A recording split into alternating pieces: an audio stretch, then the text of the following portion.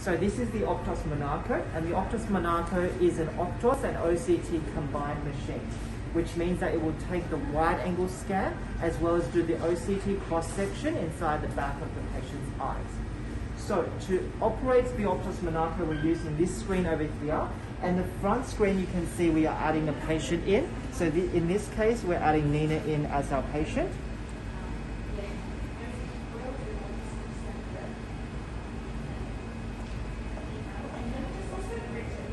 And your date of birth, Nina? You could just anyone. Oh, okay. Let's just do...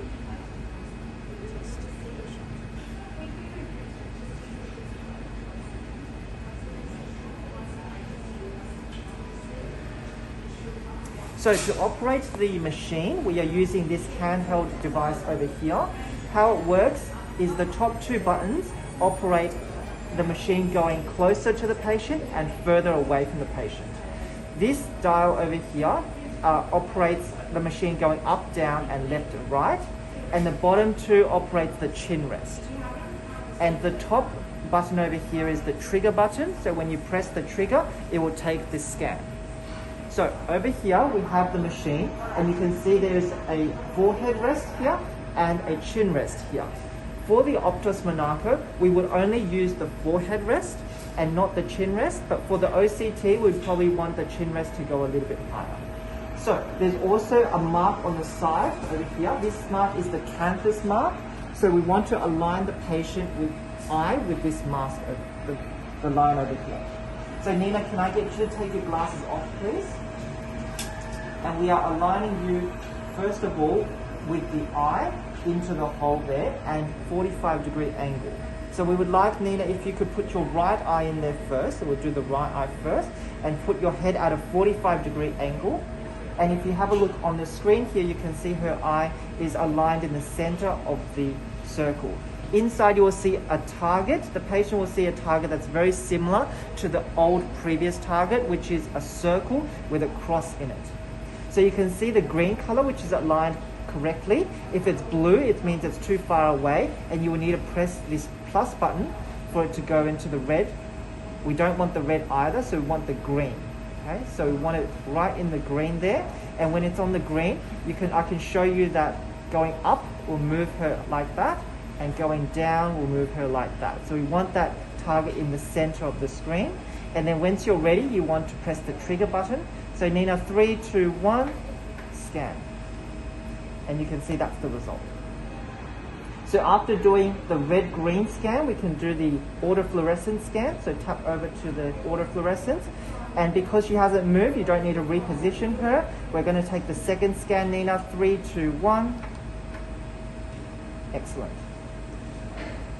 So the other functions of the Optos Monaco is you can do some eye steering. And the eye steering here, you just slide that up for your superior view.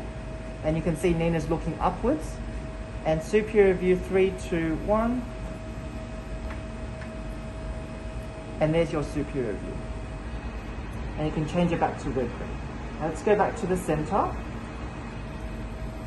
And I want to show you what we can do with the multi-mode. So this is the 3 modes here on the Optomap. So the Optomap mode is just the red, green, and the color.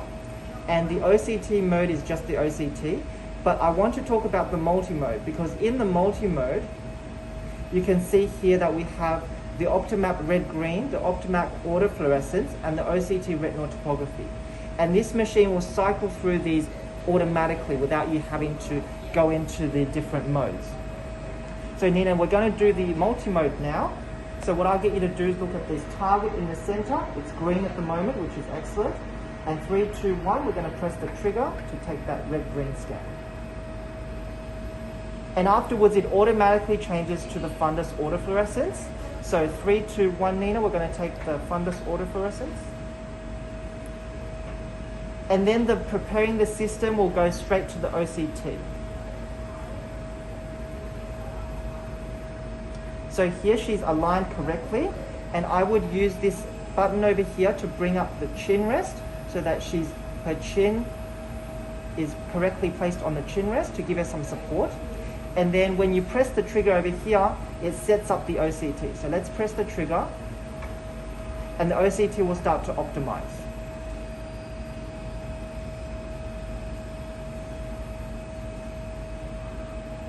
So we wait until the OCT finishes optimizing. And you can see that there's the OCT line scan there. Now we want to actually see her macula in the OCT. So you can see the macula is a bit lower than where the line scan is. So using this dial over here, we can go down and you can see that her macula is coming into view. See that dip there? That dip is the macula. And then this one is not exactly in the middle of this this line over here. So using this up button, we can move her up, and that's too high. So then we can move her down. And in the middle is where we want it. So let's just auto focus.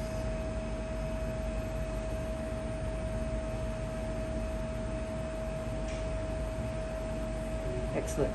And Nina,